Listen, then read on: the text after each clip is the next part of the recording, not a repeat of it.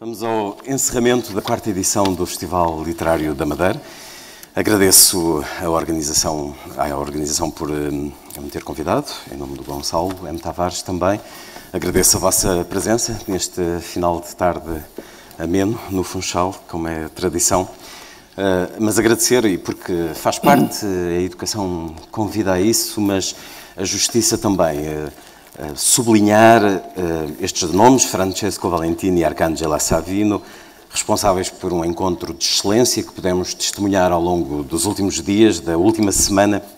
É um festival que reúne os que escrevem e os que leem, que celebra o livro, que é um objeto essencial, nuclear na cultura e que se encontra seriamente ameaçado, pelo menos é isso que eu penso, num futuro, se calhar não tão longínquo. Eles são também responsáveis pela editora Nova Delphi, editora de um excelente e corajoso catálogo. Agradecer também a Vítor Sousa, um homem que respira livros como poucos, e a toda a equipa de fazedores deste festival. São inexcedíveis na dedicação, na gentileza, no entusiasmo. Daqui a pouco todos subirão aqui ao palco e receberão os aplausos merecidos. Espero que amanhã durmam até tarde. Foi um excelente festival. O título desta... E ainda agradecer aos patrocinadores. Nós muitas vezes na cultura procuramos mecenato, patrocínio e depois escondemos, tentamos pôr assim o nome das empresas um bocadinho escondido, em letras muito pequeninas.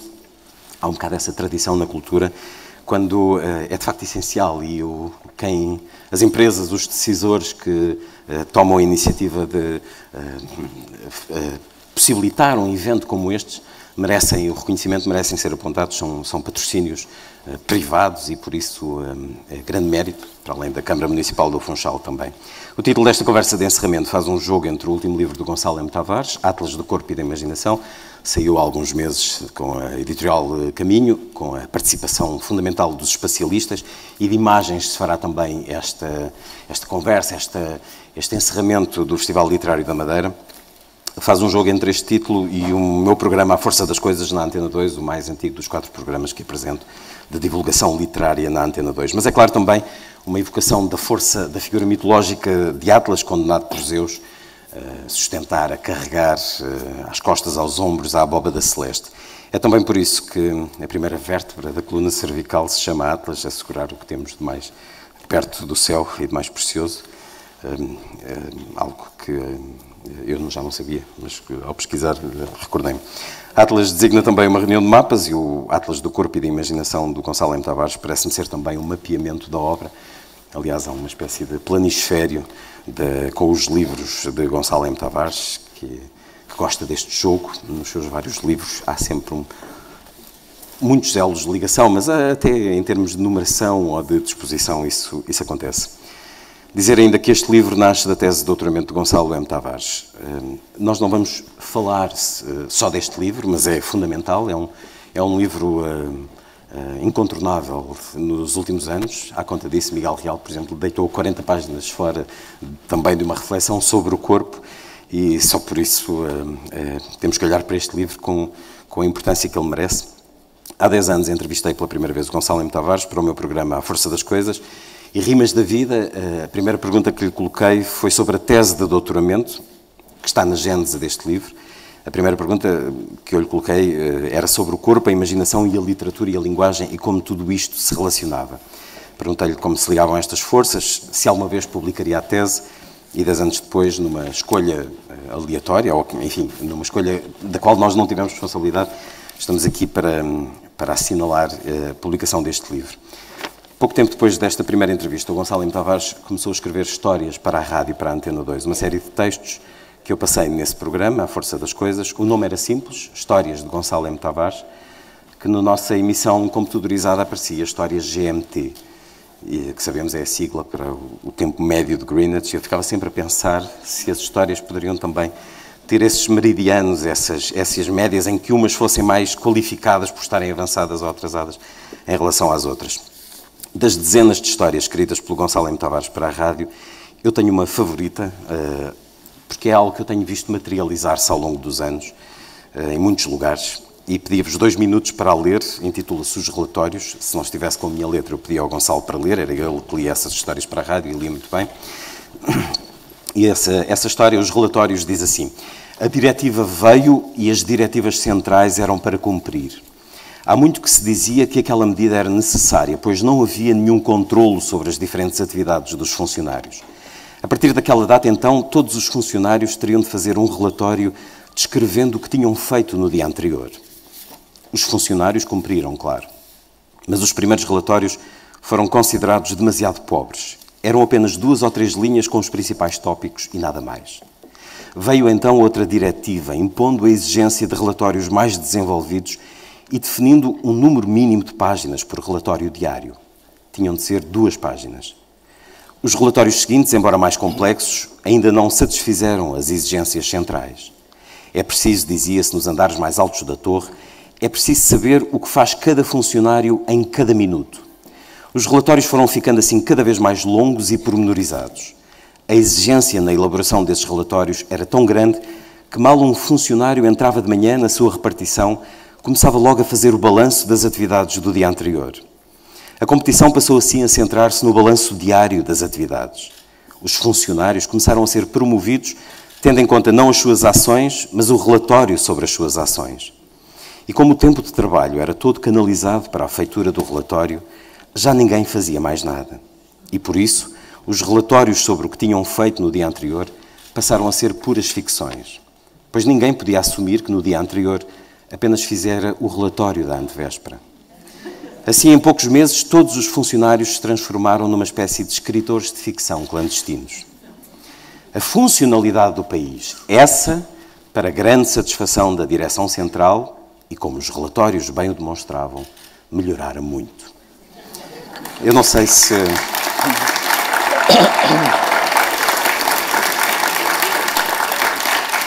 Não sei se já publicaste esta história em algum lado, mas espero que estas histórias para a rádio possam um dia ser publicadas. Não, essas histórias ainda não publiquei, não. Foram várias, não é? Mas não. Mais de 40, apesar de tudo. A 4ª edição do Festival Literário da Madeira tem por mote um poema de Cesarini, 2 versos. Queria de ti um país de bondade e de bruma, queria de ti o mar de uma rosa de espuma. É muito feliz esta escolha. Também celebro a organização por isso. Cesarini, que foi tradutor de Novalis que nos deixou fragmentos, e também ele está neste livro de fragmentos de Gonçalo M. Tavares. Este livro não é um relatório, mas há aqui uma sistematização, Gonçalo M. Tavares, de ideias, um mapeamento de referências, numa altura em que temos falta de referências? Bem, antes de mais, boa tarde e dizer que é com muito prazer que estou aqui. Estive aqui há pouco tempo e se calhar antes de falar sobre essa questão das referências, dizer, estive aqui há pouco tempo em dois acontecimentos, digamos, uma ligada à Porta 33 e eu queria falar de algumas coisas que o Luís também quer que eu fale, a questão da imagem e do ver e do ler, que eu falei na Porta 33. E estive aqui também muito recentemente com o Dançando com a Diferença. E eu se houver oportunidade, eu até gostava de mostrar um ou dois vídeos. Um ou dois vídeos estão de cabeça para baixo, mas por um desastre de filmagem. Mas para mim é muito importante, estando aqui na Madeira, realmente dizer esta questão da referência, por exemplo, o que se aprende com pessoas com trissomia 21, por exemplo, essa questão das referências. E realmente, voltando pouco tempo depois de ter 4 ou 5 dias de trabalho com rapazes e raparigas com uma vida dura e feliz ao mesmo tempo, acho que não me sentia bem que a primeira palavra não fosse essa, dizer que a minha presença recente, anterior na Madeira, foi qualquer coisa que muito me marcou, e eu tenho trabalhado com pessoas com diferentes tipos de ciência em diferentes ocasiões, e a sensação sempre é que, se nós estivermos atentos, as nossas referências estão sempre a mudar. E, portanto, pensando um pouco sobre as referências, e vamos ver se temos depois tempo para mostrar algum vídeo, e queria também mostrar algumas imagens de outro projeto, do Atlas, mas as referências são sempre... A referência, em princípio, é uma fixação, não é? É nós estarmos a andar e termos sempre um ponto que sabemos que está lá, não é? Alguns autores brincavam com a ideia de que, quer dizer, uma pessoa pode ir a uma viagem e quando regressa o 2 mais 2 igual a 4, continua a ser 2 mais 2 igual a 4, pode divorciar-se e o 2 mais 2 igual a 4 continua, pode ir para uma guerra, ser ferido, matar, volta a casa, 2 mais 2 continua a ser 4. Ou seja, há coisas que estão muito fixas no mundo e isso tranquiliza algumas pessoas, intranquiliza outras, pode ser, em determinadas alturas, estimulante, outras não tanto. Portanto, aí no Atlas, por exemplo, a questão das referências é muito a questão de substituição consecutiva, sucessiva de referências. Não ter uma espécie de referência primeira e última. Eu acho e isso é facilmente fabricado? Falou-se já aqui, por exemplo, no debate anterior, que tive o prazer de assistir, falou-se, por exemplo, da questão da democracia. A democracia tem referências, por exemplo, a Constituição é uma referência, não é? E é interessante, precisamente, o único momento em que não se deve mudar as referências são os momentos de crise, qualquer que ela seja. Precisamente as referências são feitas para os momentos de crise. Só se pode pensar em mudar ligeiramente as referências ou mudar as referências num momento de calma, tranquilidade, sem pressão nenhuma. Porque as referências precisamente são isso, são a parte sólida que no meio de um naufrágio nos faz estender a mão com uma certa segurança de que vamos encontrar uma parte que não treme, não é? E portanto, é um absurdo em qualquer momento de crise querer mudar as referências. E também é um absurdo em momentos de tranquilidade não pensarmos se as referências podem ser afinadas, etc. E portanto, a mim parece-me que a questão das referências é bastante ambígua e penso que no livro aparece isso, não é? E é com facilidade que nos apercebemos das melhores referências ou podemos estar a ser manipulados para as piores referências? Essas pessoas com quem estiveste, por exemplo, estamos habituados a tê-las como referência de capacidade, de coragem, de... Não, por exemplo, nós temos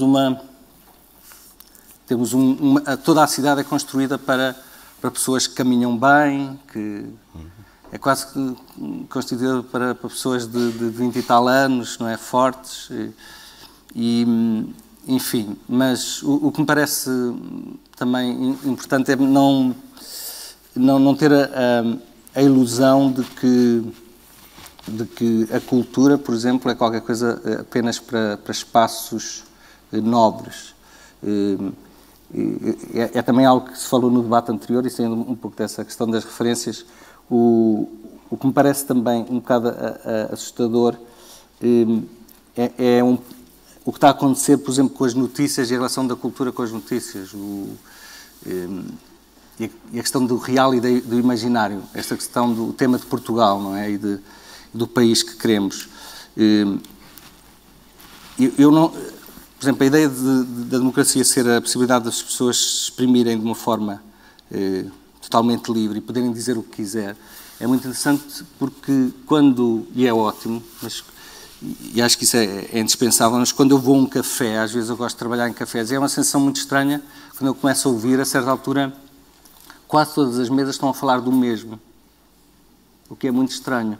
Por exemplo, se nós agora, num determinado período, por exemplo, foi da Síria, não é?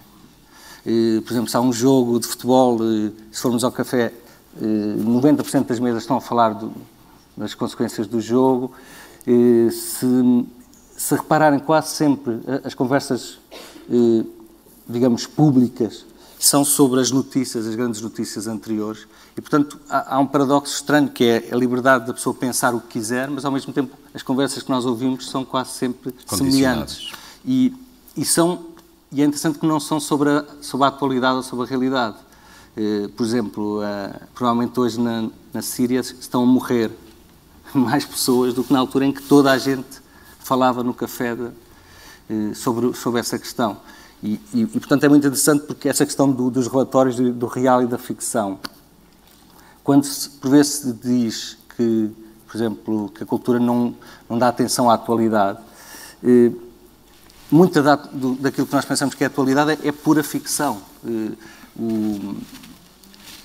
É nós percebermos que, de certa maneira, estamos sempre a falar dos temas que querem que nós falemos. E, precisamente, eu acho que o imaginário é a possibilidade de nós, a determinada altura, decidirmos, em qualquer momento, decidirmos em que é que vamos pensar.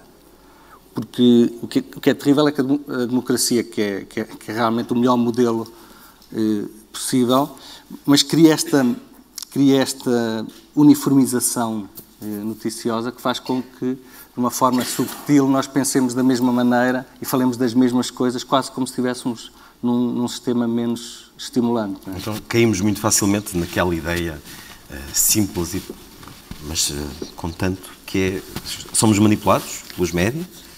A velha questão da televisão que nos leva para aqui ou para ali. O que eu acho importante é nós decidirmos a cada momento em que é que vamos pensar. Ou seja, aquilo em que vamos pensar não deve ser decidido pela atualidade.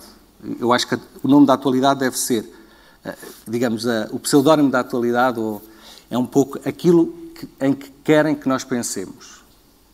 E, precisamente, apesar de tudo, eu acho que a literatura pode dar, isto pode ser criticável, mas pode dar um passo atrás e a pessoa olhar para uma outra atualidade e, portanto, de certa maneira, decidir em que é que vai pensar. Quando a pessoa escolhe um livro de uma biblioteca de 100 mil livros, de certa maneira está a decidir o que é que vai poder meter na sua cabeça individualmente. E isso é uma decisão muito mais consistente, digamos, do que a decisão de falar depois de receber, digamos, a explosão noticiosa, não é? E olhamos para as bibliotecas? Não, eu acho que há uma, e é muito comum quando há uma crise económica, há uma desvalorização completa da ideia de livro e de cultura.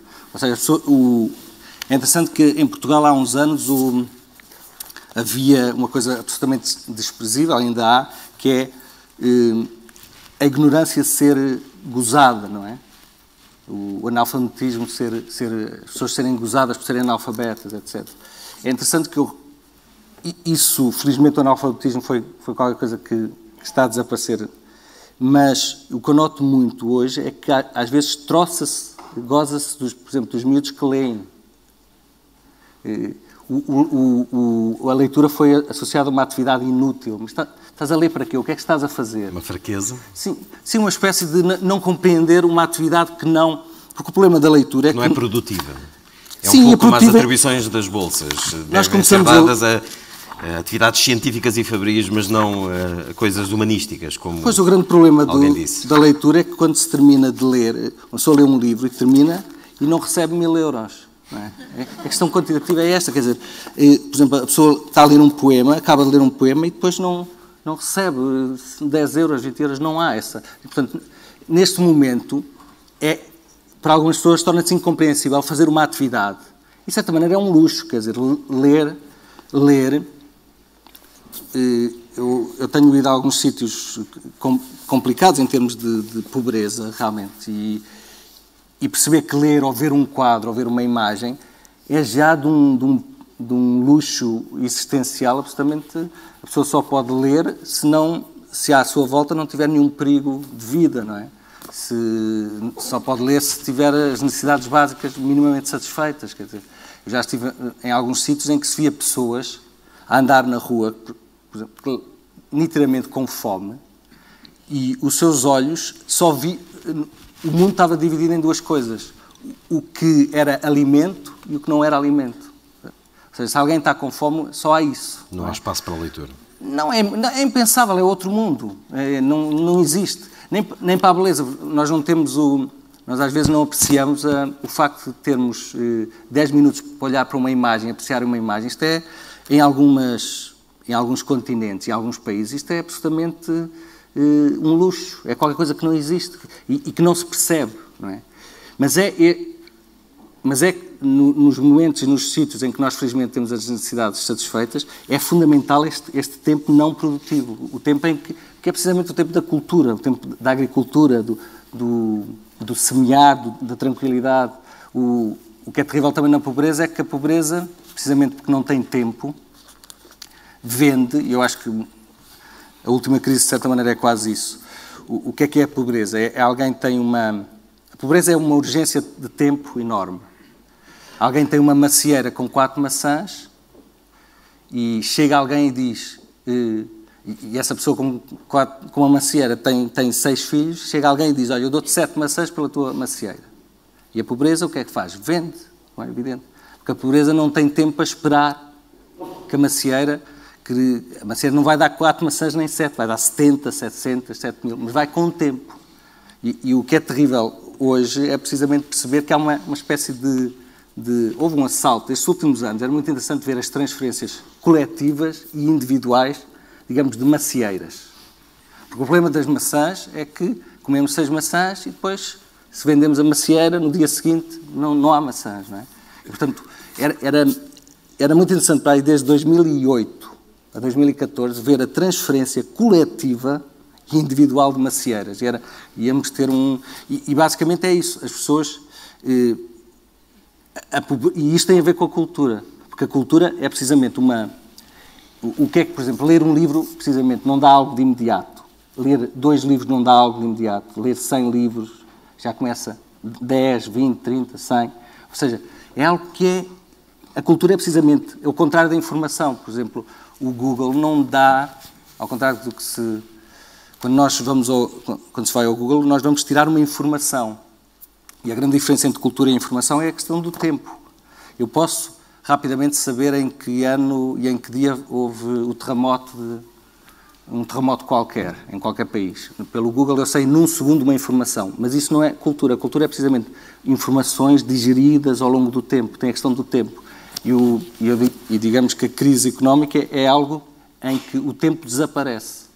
E precisamente quem perde tempo, no sentido em que quem não ganha dinheiro de imediato, quem não faz de imediato uma atividade onde se percebe que logo a seguir vem 100 euros ou 200 ou 1000, passa a entrar no campo do absurdo, das atividades absurdas. E estamos a entrar muito nisso, numa desvalorização completa destas atividades. Não é?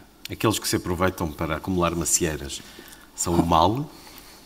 Não, somos todos a mesma. Aqueles que se aproveitam do tipo que precisa de dar comida aos filhos para ficar com um bem, são os tipos que se aproveitam da fragilidade dos outros. Era um pouco uma imagem, mas eu acho que estamos todos no mesmo barco. Aliás, nós falámos noutra situação, a propósito do Jerusalém, aprender a rezar, quer dizer, eu acho que quando nós dizemos que o outro que os outros são um inferno, não é? Quer dizer, isso é o começo de nós começarmos a ser o inferno. E, portanto, nós estamos todos no mesmo barco, somos todos a mesma, ia dizer uma asneira, a mesma possibilidade espantosa e maravilhosa e também a mesma... muda muito rapidamente. Estamos a ver, por exemplo, precisamente na Crimeia, um pouco pode acontecer o que aconteceu em alguns sítios na Jugoslávia. Eu estive em Zagreb e em Belgrado e eles cantavam histórias que tinham a ver com diferenças de meses em que pessoas que estavam pacatamente sentadas num teatro, passado 3 meses estavam a disparar sobre a mãe do outro, não é? Mas isso prova que o mal anda aí, que o mal está a crescer, ou não? Há uma coisa que é base... da Jugoslávia, isso é... Sim, mas há uma coisa que é base... O mal é quase Eu acho que o mal... Como é que eu ia dizer isto para não ser demasiado... Eu acho que o mal é a base do homem. Quer dizer, no limite, o homem, entre eu e o outro, eu prefiro que morra o outro. E se o homem não tiver isto... Ou seja, isto é a base do mal. Nós podemos sempre... E o homem faz coisas absolutamente extraordinárias, de bondade, mas há aqui uma base que é, no limite, entre eu e o outro, eu prefiro que morra o outro. Mas... Há exceções absolutamente maravilhosas, de amor, de mães em relação a filhos, de relações amorosas, que são exceções a este instinto de sobrevivência muito forte. E se não fosse isto... Aliás, há uma série de ensaios sobre esta questão, que se não fosse este instinto de sobrevivência, que nós chamamos de sobrevivência, mas também podemos chamar de instinto de maldade. Se não fosse esse instinto último de maldade, o homem já teria desaparecido, porque é um instinto autopreservação, não é? Mas devemos tentar evitar que se chegue a esse ponto, do matar ou morrer. Claro. Leio aqui um curto excerto do Atlas do Corpo e da Imaginação, de Gonçalo M. Tavares. A questão do julgamento moral e legal dos pequenos crimes é importante, se seguirmos a hipótese de que os grandes crimes são consequência de uma intensificação crescente, progressiva, do mal. Nesta hipótese, o pequeno mal, não eliminado de início, transforma-se, cresce, ganha força e termina no grande mal. Eis uma possibilidade de raciocínio. Mas podemos assumir, pelo contrário, que o grande mal, expresso terrivelmente no Holocausto, é um outro mal, com características próprias que nada o ligam ao pequeno mal, posto em movimento por indivíduos que agem isoladamente. Na conversa que tivemos há 10 anos, não referias esta segunda parte, pelo menos na resposta, não conversámos sobre esta segunda possibilidade. Dizias-me então que precisamos de um trabalho individual para travar a expansão do mal, que cada um de nós tem esse dever, que devemos ter como que um animal que nos advirta interiormente para que um primeiro direito que seja retirado a alguém, que nós devemos agir de imediato, porque é mais fácil parar esse movimento no início. Estamos a falhar aí? Quer dizer, eu acho que o homem, naturalmente, é um bicho, é um animal que, se nós pomos um animal numa jaula com 2 metros, esse animal faz uma coisa. Se pomos o animal numa jaula com 20 metros, ele faz outra. Mas há uma essência animal e há também uma essência divina, claramente. Ou seja, estamos a falar do mal, eu acho que há uma bondade absolutamente inigualável, não é? Mas eu acho que há aí uma questão fundamental que são as leis. Por exemplo, eu sinto muito bem na Europa, porquê? Porque eu acho que as leis da Europa, digamos, a Constituição base da Europa, tem as leis com as quais eu mais me identifico. E é isto, basicamente, que muda. Nós pomos um homem em diferentes sítios, estamos a pôr um homem numa estrutura de lei, não é? E, para responder à tua questão... Mas a lei não é perfeita. Mas para responder à tua questão, eu acho que, precisamente, de 2008 a 2012, para além da questão das macieiras, uma coisa que se devia analisar, 2008 e 2014, era, por exemplo, as mudanças das leis na Europa, em Portugal, em Espanha, etc. E aí acontece o que estás a dizer, ou seja, claramente houve uma desvalorização. É que as leis, quer dizer, a democracia as democracias europeias não vão colapsar por metralhadoras, apesar de tudo, não é por aí, é por leis, pelas mudanças de leis. E pequenas mudanças de leis graduais, a pessoa ter menos proteção depois de ficar desempregado, há uma série de mudanças que, se nós formos somando e fizermos esta contabilidade de 6 anos, vamos ver que, claramente, as leis europeias em 2014 são muito menos humanistas do que eram em 2008. E é isto que é perigoso, porque não é o homem não se tornou pior, nenhum homem se tornou pior. Há aqui qualquer coisa, as leis de certa maneira tornaram-se piores e a situação económica sendo também violenta. Eu acho que há aqui, só concluir esta parte, eventualmente, há aqui uma relação entre economia e política que se alterou por completo. Eu gosto muito de um livro que se chama As Cabeças Trocadas, do Thomas Mann, que é um dos livros menos conhecidos dele, mas que eu gosto particularmente e de que às vezes falo. E As Cabeças Trocadas é que está aí referido também no Atlas, que é um acidente entre 2 amigos que é uma mitologia indiana que Thomas Mann recupera, um acidente entre 2 amigos que, no acidente, trocam a cabeça. Um fica com o corpo do outro, mas a cabeça toda passa. E ele depois conta que entre a mulher, digamos, do A B, o A que tem a cabeça do B, o B que tem a cabeça do A, entre a mulher da primeira pessoa e vira-se.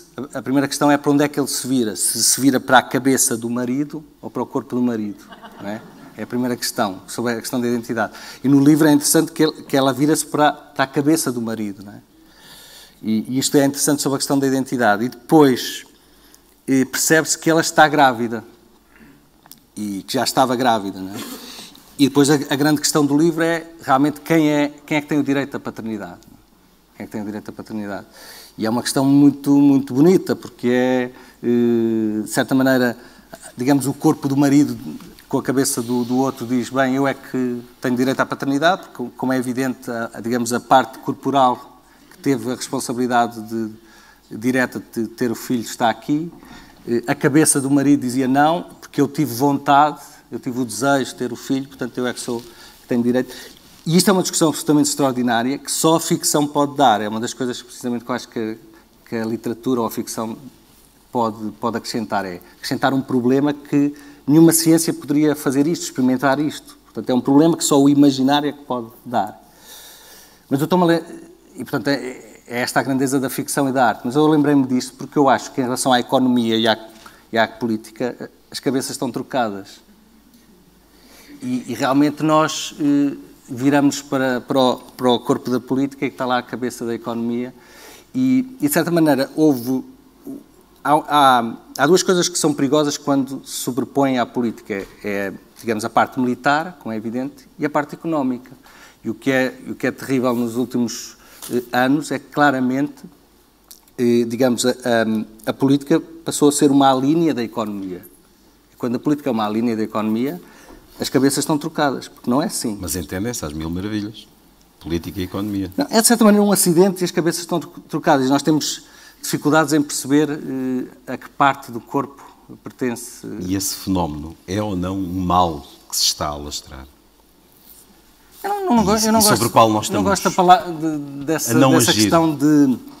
O problema, a questão de nós dizermos isto é o mal, é que a seguir disparamos. Se isto é o mal, eu disparo, não é? Eu sou bom, portanto, se eu disse isto é o mal, eu disparo. Eu mato o mal, trocio o mal, corto o mal. Mas a primeira ação tem de ser assim? Não pode ser a de levantar a voz, por exemplo? De acusar, de gritar, de protestar? Pode ser de denunciar, de ridicularizar, um pouco como se falou, por exemplo, na questão do humor, não é? Mas dizer exatamente isto é o mal é um ponto de vista perigoso, de certa maneira. É começar a fazer pontaria. Se eu digo isto é o mal, começo a fazer pontaria. E, de certa maneira, começo a trucidar o mal, não é? Não há o risco de pensarmos isso e deixarmos arrastar até que já nem sequer um tiro resolva a questão? Não, é uma questão de estar sempre... focar eu acho que a questão de focar nas leis, na questão da força coletiva, não é? As leis, por exemplo, são uma espécie de voz coletiva. E, precisamente, nós temos que estar sempre a perceber quando é que a voz coletiva está a ser violada, de certa maneira. E eu acho que aí temos de estar atentos. Dizer, eu acho que não é tanto dizer o mal está aqui, é esta pessoa, é dizer o mal está aqui nesta lei. Não é? Porque, precisamente, a lógica da lei é estar a olhar, é uma espécie de olho de vigilância sobre a maldade. E se deixa de ser isso gradualmente, então, a certa altura, não vale a pena estar a apontar quem é. Não é? Porque o mal não é questão do quem, acho que é mais o quê, que leis. Por exemplo, isso é importante. Por exemplo, nós associamos a lei à bondade, que é um erro completamente... A lei está muito associada à ética. Mas acho que nós, claramente, mesmo em democracias, temos que dizer várias vezes esta lei é imoral, esta lei, num certo sentido, é ilegal, porque não está a favor da ética comum. E nós temos milhares de leis recentes, neste país e noutros, que são absolutamente ilegais do ponto de vista mais puro, porque vão contra a ética. E eu acho que é mais essa revolta contra a lei. Nós achamos que a lei é qualquer coisa de sagrado. Quando alguém diz isto é legal, nós temos um instinto qualquer que associamos isto é bom, isto é a voz coletiva da ética. E precisamente os últimos anos foram alterando ligeiramente este conceito. Ou seja, nós temos de estar... Acho que nós olhamos, por exemplo, talvez o mais importante então sejam as leis na democracia. Por exemplo, quem é que faz as leis de um país democrático? Alguém sabe quem é que faz as leis? Porque a questão é, nós temos um bocado ainda a ideia que a lei é qualquer coisa que num monte, que é qualquer coisa divino, que foi uma lei. Uma lei, em primeiro lugar, é uma frase, não é? São frases. Os decretos de lei são frases. Os decretos de lei não vêm em desenhos ou em imagens, não é? São frases. E a questão é, são frases, alguém escreveu as frases.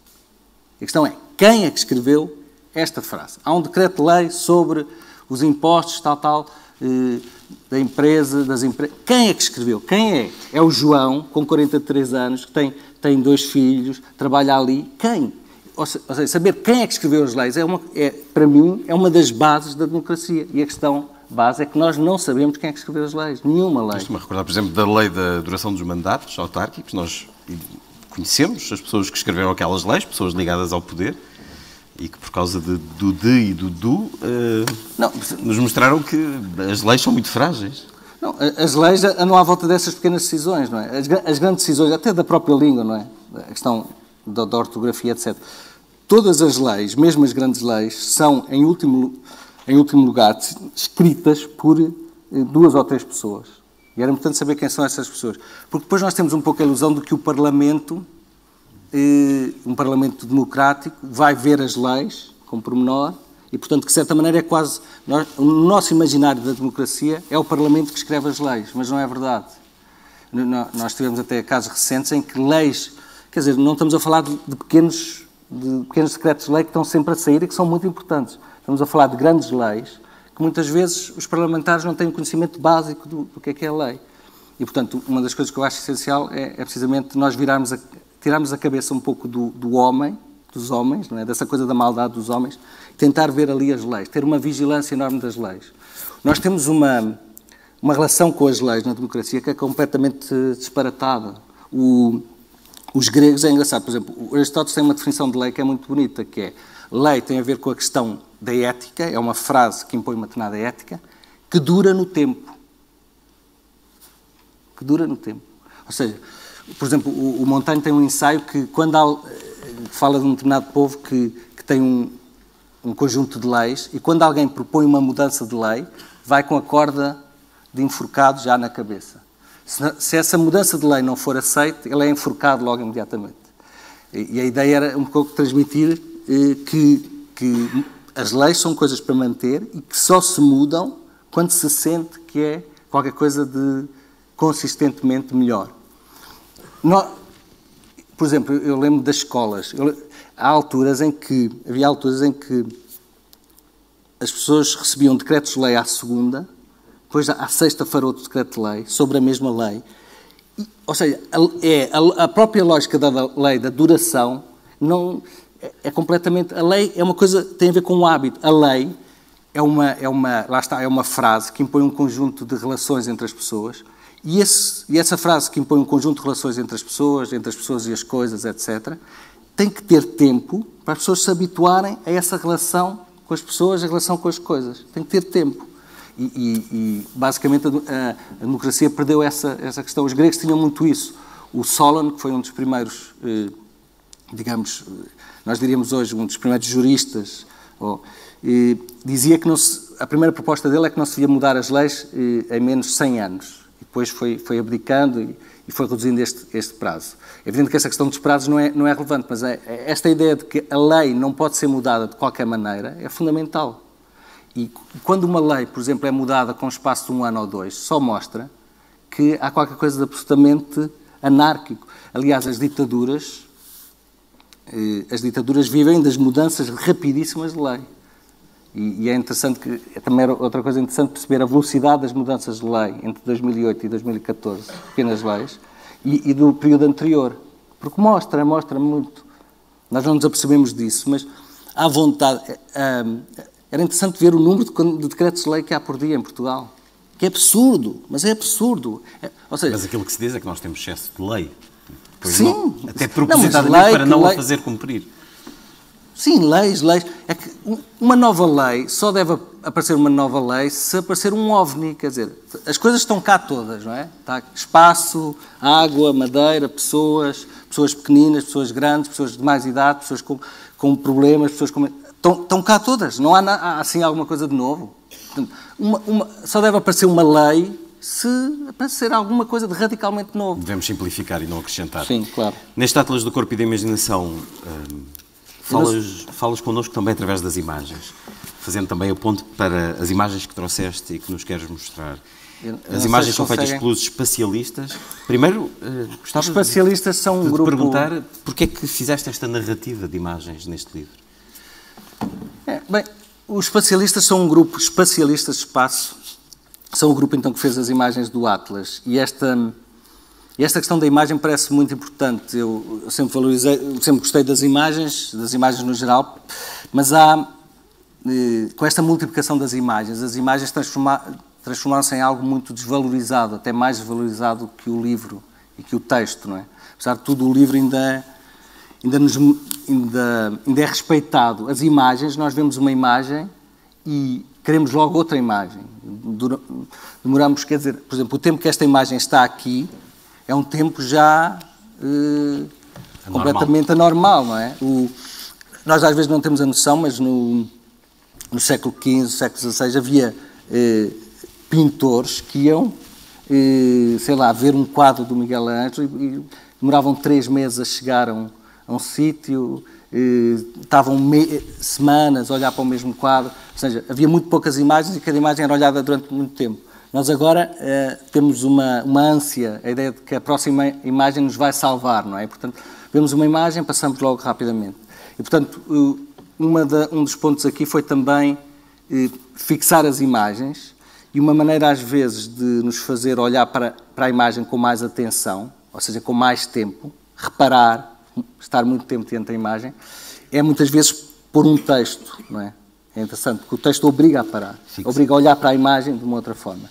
E, portanto, muito do trabalho que foi feito aqui no Atlas foi esta questão de valorizar as imagens. Os espacialistas é um grupo de arquitetos, artistas, que tem uma lógica que é interessante. A ideia é um bocado de serem uma espécie de médicos do espaço.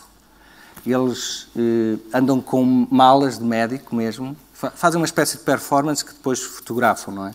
E eles andam com umas malas de médico, vestem-se de branco, e a ideia é um pouco a ideia de recuperar os espaços neutros, os espaços feios. E eles acreditam que todo o espaço tem uma vocação artística, todo o espaço é potencialmente belo e artístico. E de certa maneira, eles tentam, através de intervenções, transformar um espaço feio num espaço atrativo, reabilitar artisticamente o espaço, como se o espaço estivesse doente e nós o pudéssemos recuperar. Algumas imagens, eu pedi para trazerem algumas imagens porque acho que faz todo o sentido. E há uma coisa entre o ver e o ler que me parece cada vez mais evidente, é que ler é muito mais ver imagens que estão à volta de uma frase do que ler propriamente a frase. Não é? Quando nós quando escrevemos a frase, estava um jantar com 13 pessoas, por exemplo, esta frase, estava um jantar com 13 pessoas. Este jantar com 13 pessoas, nós estamos a ler a frase, mas ler não é verdadeiramente ler as letras, é ver um pouco o que está à volta dessas letras. Por exemplo, aqui vemos logo a referência à última ceia, podemos ver uma série de imagens, outras imagens à volta da frase, e, portanto, cada vez para mim é mais evidente que um bom leitor não é aquele que lê a frase e fica na frase, é aquele que está a ver uma série de imagens à volta da frase, como se a frase fosse uma potência de imagens, não é? Eu acredito que as imagens também têm isso. Cada imagem também tem imagens à volta que nós podemos ver. Mas é evidente que se eu demorar pouco tempo numa imagem e passar para outra imagem, não vou ver as imagens que estão à volta, tal como se eu ler muito rapidamente, não vou ver as imagens que estão à volta de uma frase, não é? Por exemplo, esta imagem, eu gosto particularmente, é uma das imagens iniciais, tem a ver com lentes que são extraídas de máquinas, que são uma espécie de olhos artificiais, não é? Os nossos olhos artificiais, que aqui são transformados quase num animal doméstico, não é? Uma espécie de... Isto é lente, é a mesma lente, não é? Isto é quase como se fosse um olho no bolso. E há aqui uma ideia também de memória, não é? A máquina fotográfica agora tão portátil transformou-se numa espécie de pequena caixinha. Mini-computador. Pequena caixinha de memória dos olhos, como se fossem aquilo que os nossos olhos viram, não é? E nós, enquanto antes dizíamos poeticamente isso, nós agora temos materialmente o que é que os nossos olhos viram, não é? Ou seja, se eu perguntar o que é que os teus olhos viram, nós mostramos, olha, isto, em vez de falarmos. Mostramos a fotografia do filho, mesmo que o filho esteja ao nosso lado.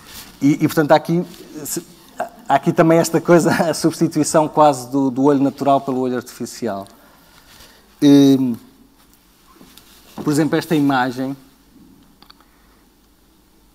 é uma imagem que tem a ver com esta...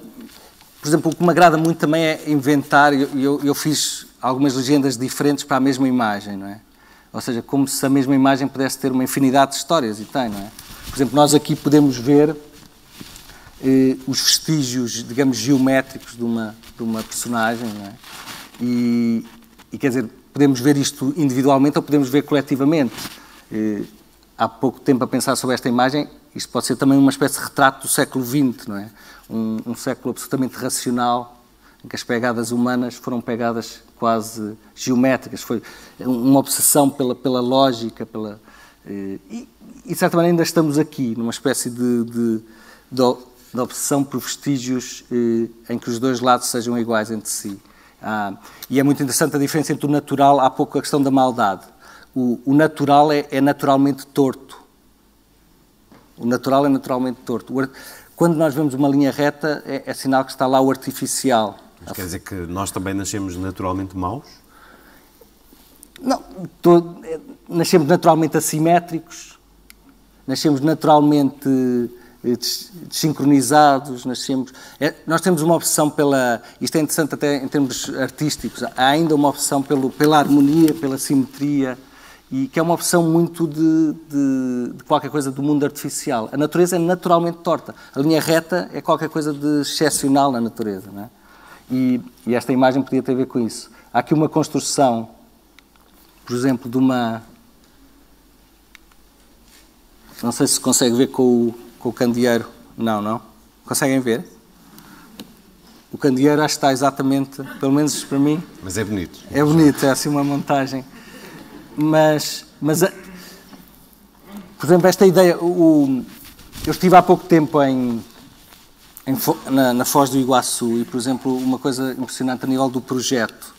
É das coisas que mais me fascina é a ideia do projeto de arquitetura. Um projeto de arquitetura é qualquer coisa, é um rabisco, é um conjunto de traços, não é? Que se fazem numa folha e que se transforma numa construção... concreta. Eu estive na Foz do Iguaçu e uma criança, a certa altura, nós passámos por um edifício do Niemeyer, que era um prédio que estava no 3º andar, estavam a construir, era um prédio que vai ter 14 andares. E estavam a construir e iam já no 4º andar, digamos, estavam a construir a meio, e uma criança próxima perguntou-me de quem era o projeto de arquitetura, e eu disse que era do Niemeyer, que era um arquiteto que tinha morrido há um ano. E ele fez uma pergunta, essa criança fez uma pergunta que é uma pergunta mesmo de criança, né? Que é aquelas perguntas, mas então, se morreu, como é que estão a construir isto? É? E eu, a partir dessa pergunta, ficou uma coisa, comecei a pensar sobre isso e ficou uma coisa clara, que era, estavam a construir um projeto, e eram centenas, o que era impressionante é que eram centenas de trabalhadores, não é? Centenas de trabalhadores estavam a construir um projeto de alguém que já tinha morrido. E aquilo era algo que estava a ser feito claramente para pessoas que ainda não tinham nascido. Iam viver lá pessoas que ainda não tinham nascido naquele momento. Portanto, era um projeto de alguém que já tinha morrido para alguém que ainda não tinha nascido. E eu aí, de certa maneira, percebi o que é a ideia de projeto, a melhor ideia de projeto. Que é, projeto é mesmo isto, é qualquer coisa que nós fazemos e que mesmo depois de mortos continua a ser útil eventualmente para pessoas que ainda não nasceram. Não é? E até como uma ideia de condicionar. Niemeyer procura criar espaços para que as pessoas se relacionem, convivam, espaços largos, dentro dos edifícios. Isso. Eu acho isso fundamental, mas aqui também o que me interessa muito é a ideia de projeto, que eu acho terrível com esta, muitas vezes, introdução de uma obsessão pela contabilidade nas cabeças das pessoas, é que, a certa altura, com o espaço todo ocupado pela contabilidade, as pessoas não têm espaço para fazer um projeto, para ter um projeto. Quer dizer, o ser humano acho que é um ser para um projeto, pelo menos um projeto. O ser humano é um ser de projeto, de querer fazer alguma coisa. Não é preciso ser uma construção, como o Niemeyer, nem pode ser, por exemplo, um filho é bem a definição de qualquer coisa que vai, por exemplo, se tiver o filho, o neto, etc., é qualquer coisa que depois de nós morrermos continua, vai fazer algo para pessoas que ainda não nasceram. Portanto, um projeto não precisa ser uma construção. Mas o que é terrível é que o ser humano, que acho que é um ser para o projeto, tem um projeto, está transformado num ser contabilístico. Não é? De certa maneira, eu acho que é talvez um dos maiores crimes que se está a fazer neste período. É precisamente extrair, tirar das pessoas esta possibilidade de terem um projeto na cabeça. Não é? E esta ideia de que um projeto é qualquer coisa que se desenha, não é? No chão, e depois se transforma lá atrás, digamos, tem a parte concreta, digamos que é uma das leituras desta imagem. Bem, são várias imagens. Esta imagem, isto era interessante quase até que pensarmos coletivamente sobre as imagens, mas por exemplo, esta imagem, a legenda que eu escrevi tinha a ver com esta opção pela eletricidade, não é? Esta dependência pela eletricidade. De certa maneira, há aqui a ideia de um ser humano que é carregado, não é? Precisa de eletricidade de vez em quando para ser carregado, mas diretamente, literalmente, não é? Se coloca a corrente como um telemóvel quando está descarregado. Esta imagem, por exemplo, muito simples,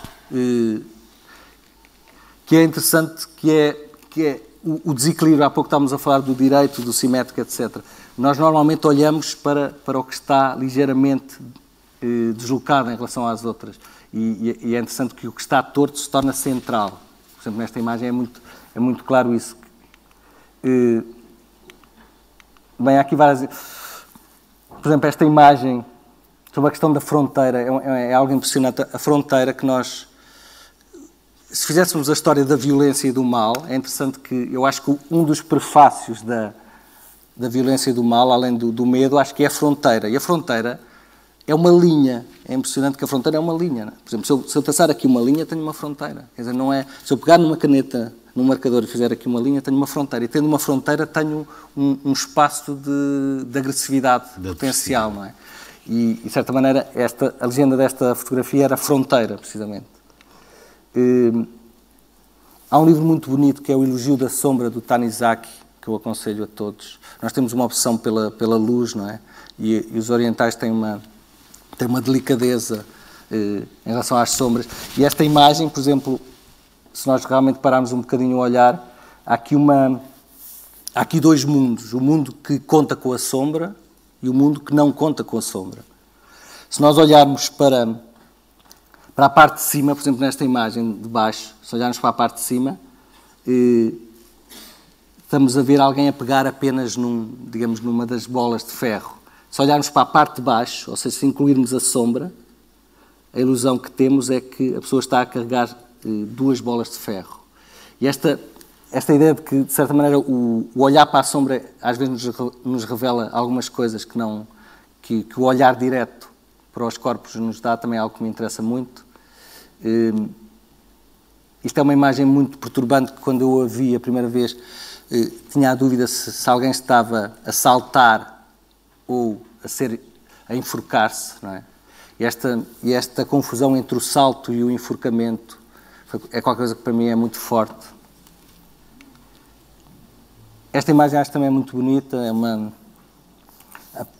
é uma planta de uma casa na planta do pé, não é? É interessante, se tivéssemos tempo, é interessante falar da origem das palavras, às vezes, e como a planta passa depois para outra... A ideia de uma escada visual, ou seja, uma escada que não sobe materialmente, mas que nós, olhando para ela, se vocês seguirem esta fita métrica em forma de escada, é a sensação de que o nosso olhar está a subir, uma espécie de escada visual. Que o infinito... Ou seja, onde é que nós podemos encontrar o importante, onde é que podemos encontrar o infinito? Esta imagem... Esta imagem dei o título Análise de um livro, análise da estrutura de um livro, uma espécie de desmontagem do livro. Eu estou a mostrar estas imagens porque realmente eu acho mesmo isto, e a literatura também às vezes tem responsabilidades nisso, de uma desvalorização da imagem, porque realmente nós podemos contar os livros que são feitos por dia, e é um número enorme, mas provavelmente em 2 minutos são produzidas mais imagens no mundo do que livros alguma vez feitos. Seja, não diabolizar as imagens, ao contrário do que muitas vezes na cultura se faz? Não, pelo contrário, parar nas imagens. Precisamente porque a maior parte do nosso mundo é o mundo da imagem. E se nós não sabemos digerir as imagens, se não sabemos pensar as imagens... Por exemplo, há aqui uma espécie de relógio em fita métrica. Relógio... Mas muitas vezes a imagem é usada para estupidificar. Estamos a falar de imagens que nos fazem pensar, mas há outras que nos querem fazer não pensar. Há uma peça da Pina Bausch, de uma coreógrafa, que põe uma série de imagens a passarem muito rápida. E uma pessoa a dizer formidable. Ou seja, aparece um quadro muito bonito e a bailarina diz formidable. Depois aparece um bailarino a fazer um gesto muito bonito e ela, formidável. Depois vão passando várias imagens, de repente aparece um corpo todo destroçado com uma bomba e ela, formidável. Depois aparece um menino a ser maltratado, formidável. Depois aparece um quadro muito bonito, formidável. Depois aparecem duas pessoas a cumprimentar, formidável. Depois uma guerra, formidável. E, de certa maneira, a velocidade das imagens é tal que nós estamos a dizer formidável, sempre. E eu acho que é importante esta questão de parar, pensar as imagens e distinguir as imagens, claramente. Há imagens completamente... Por exemplo, esta imagem acho que é extraordinária, é uma espécie de Dom Quixote, não é? Sim. Aqui de agarrar o grito, um fio. A ideia... Uma coisa que me agrada muito na questão da imaginação e que eu acho que nós não podemos perder isso, não é? E de certa maneira, a atualidade é muitas vezes o que destrói o imaginário, não é? E o que é interessante é nós construirmos imaginário muitas vezes para combater a atualidade. Mas a atualidade é qualquer coisa que entra no nosso espaço, lá está, mental. E o que é interessante às vezes no imaginário é tentar ver sempre outra coisa que não aquilo que nos está a ser mostrado, não é? Por exemplo, aqui é o vestígio de um avião, da passagem de um avião, que é transformado como se fosse um grito de uma pessoa saindo da sua boca, não é? Como o vestígio visual de um grito. Enfim, mas aconselho os espacialistas muito, mas basicamente há aqui uma questão que me parece que aqui eu tentei, é mesmo esta ideia de que nós basicamente somos dominados pela frase e pela imagem, não é? A democracia, por exemplo, uma coisa que eu acho claramente que é uma... Pensando, por exemplo, nos protestos na rua, etc., o que é interessante, uma vez escrevi um texto sobre isso, porque eu acho que os protestos verbais são qualquer coisa muito do século XX. É interessante. Eu acho que hoje faz muito mais sentido as pessoas protestarem com vídeos, ou seja, a ideia da palavra de ordem é interessante, a palavra de ordem, não é? Hoje, claramente, faz muito mais sentido a imagem de ordem, a protesto pela imagem. Mas, em termos práticos, não estás a sugerir que se levem os iPads... Eu acho que tinha outra eficácia, Tinha outra eficácia. Aliás, nós vemos isso, estamos a ver isso nos movimentos coletivos, os movimentos coletivos. Porque há canais próprios para isso, não é? A internet, a televisão, é o canal do protesto por imagem. Não, a questão e algumas pessoas falavam disso, uma pessoa apesar de tudo, as palavras não nos excitam como a música, por exemplo, os hinos, as músicas dos países há ali uma parte quase animalesca, no sentido de, as palavras, a certa altura não são as palavras, há qualquer coisa de música e a imagem também tem isso. Hoje é interessante esse conflito entre o coletivo, as pessoas tornarem-se mais lúcidas pela palavra ou pela imagem. Eu acho que a imagem está claramente desvalorizada e o que eu acho importante em algumas destas imagens, por exemplo, há um artista que eu aconselho que é o Bill Viola, que é um artista plástico, por exemplo, que utiliza as imagens de uma forma também extraordinária. O que eu acho muito importante é que precisamente nós temos que construir um novo mundo de imagens do século XXI que resgata a imagem como a grande imagem, não é? Aquela imagem que nos faz parar e que, de certa maneira, nos faz mudar. Mas isso não podemos ser nós a imagem? Pensava, por exemplo, nas algumas manifestações que se têm feito nos últimos 2 anos, no tempo das macieiras. As pessoas que gritam as palavras, muitas vezes quase com música, está na hora do governo se ir embora. A própria imagem é o rio de pessoas que vai enchendo as ruas. E isso não é essa a imagem mais poderosa? Talvez, não sei. O que me parece é que há uma desvalorização gradual da imagem e basicamente nós temos que nos defender da linguagem e das palavras, e da linguagem e das imagens, e devíamos ter uma espécie de cursos de palavras e cursos de imagens. E, de certa maneira, a imagem é qualquer coisa que nós não aprendemos a olhar para ela. Olhamos um microsegundo para uma imagem. Isso é que me parece relevante. E esses cursos são dados de que forma? Não são, na educação, na leitura? Deviam ser dados na educação, claramente. Recebermos essas ideias? Sim, nós aprendemos uma língua, não é? Aprendemos várias línguas, mas não aprendemos a olhar para imagens. Não. Nós olhamos, em relação a uma imagem, nós olhamos para o centro e para a parte que ocupa mais espaço, não é? Nós temos muita dificuldade em perceber que uma imagem, muitas vezes o essencial de uma imagem está na lateral. Há um filme, o Citizen Kane, do Orson Welles, não é? É um filme que, se nós olharmos... Eu lembro que a primeira vez que vi o Citizen Kane, já com aquela fama de um dos grandes filmes de sempre, eu lembro que achei que era um grande filme, mas que não era um filme absolutamente arrebatador. E à segunda ou terceira vez eu comecei a desviar o meu olhar do centro e perceber que há uma quantidade de questões essenciais no filme que se passam no cantinho. Ou seja, está um grande plano de uma cara e de repente há ali alguém no canto que abre uma porta e tira um objeto. E aquilo é o essencial. Mas é interessante que o nosso olhar não está treinado para olhar para o mais pequeno e para a periferia. Nós estamos treinados a olhar para o que ocupa mais espaço no campo visual. É uma coisa muito também de defesa animal. O que é maior é aquilo que nos pode pôr em perigo. E, portanto, de certa maneira, aquilo que nós tentamos. Também, a cultura, aquilo que nós aprendemos, ensina-nos a descodificar um quadro ou um filme. Isso tem a ver com o imaginário, é desviar o olhar, basicamente. Eu acho que o imaginário é muito não olhar para onde a imagem nos quer fazer olhar, não olhar para onde o texto nos quer fazer olhar. O imaginário tem muito a ver com essa questão de desviar o olhar. Queres mostrar-nos as imagens do projeto? Eu julgo que o vídeo está ao contrário. Não. Consegue mostrar. Mas só para terminar, há 2 ou 3 vídeos. Bem, isto está invertido. Não sei porque é que aconteceu isto. Bem, isto é o Zé, que é um dos bailarinos do Dançando com a Diferença, do tal projeto, que eu acho que é um projeto absolutamente extraordinário. E o que eu acho muito bonito aqui, o Zé sendo cego, não é? Isto está ao contrário, realmente.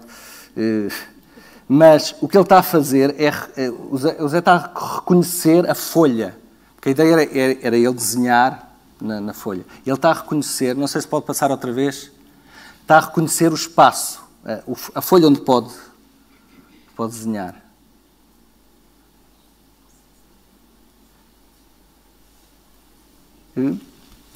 Consegue?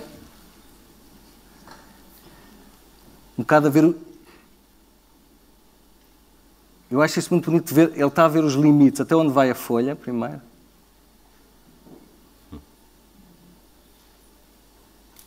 Para depois começar a desenhar. Já viu os limites laterais. Ele com a mão esquerda vai vendo o limite, onde é que acaba a folha. Ele já sabe ali o limite esquerdo, não é?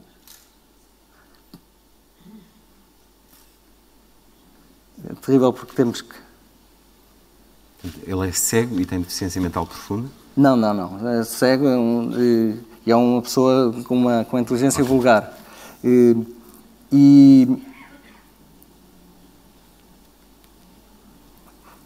é muito bonita, é quase a intuição com que depois escreve na folha. Enfim, isto por exemplo, é esta coisa do trabalho. Há também uma imagem do Rui, que é um menino também do grupo, que escreve deitado na folha. E há aqui qualquer coisa muito corporal que também me agrada muito e de certa maneira eu vejo a escrita muito como uma presença corporal, como nós atirarmos para as folhas. E há muito isso aqui neste projeto. Mas pronto, basicamente também é para salientar este projeto que é absolutamente extraordinário. Eu acho que é importante usar esses momentos também para isso. E uma das coisas, por exemplo, que eu acho que é absolutamente ofensivas, por exemplo, já que estou a falar disto, é, por exemplo, também perceber, mais uma vez, as pequenas coisas que foram mudadas, por exemplo, para populações especiais. os cortes nos apoios, é uma coisa completamente... Quando um país corta dinheiro em pessoas com deficiência, eu acho que é o fim do mundo, não há... Então, e a altura... porque um coletivo, porque isso é uma coisa que aí ultrapassa completamente tudo, o imaginável do humano. Estaremos quase todos de acordo, certamente. Não, mas a questão é... É a altura do tiro ou não? Não sei, é que a questão tem que se colocar. Porquê é que há um coletivo? Porquê é que nós não estamos aqui, cada um a ir para o seu lado e a disparar? Porquê é que há um coletivo? Em primeiro lugar, eu acho que, e isto vemos nos macacos, há um coletivo junto às pessoas, em primeiro lugar, para proteger as pessoas mais frágeis. É isto, ponto.